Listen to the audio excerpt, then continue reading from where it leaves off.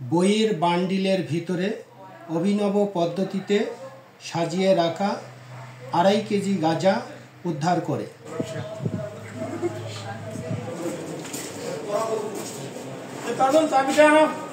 মাদকের বিরুদ্ধে zero tolerance নীতিতে পুলিশ সুপার লালমনিরহাট মহোদয়ের দিক নির্দেশনায় কালীগঞ্জ থানা পুলিশ নিয়মিত অভিযান পরিচালনা করছে।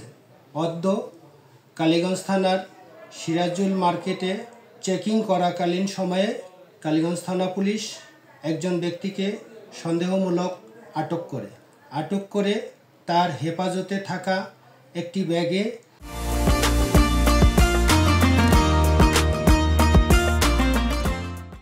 বইয়ের বান্ডিলের ভিতরে অভিনব পদ্ধতিতে সাজিয়ে রাখা 2.5 কেজি গাঁজা উদ্ধার করে। পুলিশ উদ্ধারকৃত গাঁজা এবং আটককৃত ব্যক্তিকে গ্রেপ্তার করে ঘটনাস্থলেই উদ্ধারকৃত গাঁজার জব্দ তালিকা প্রস্তুত করে এবং এজাহার দায়ের করলে একটি নিয়মিত মামলা রুজু হয়। গ্রেপ্তারকৃত ব্যক্তিকে বিজ্ঞ আদালতে প্রেরণ করা হইয়াছে।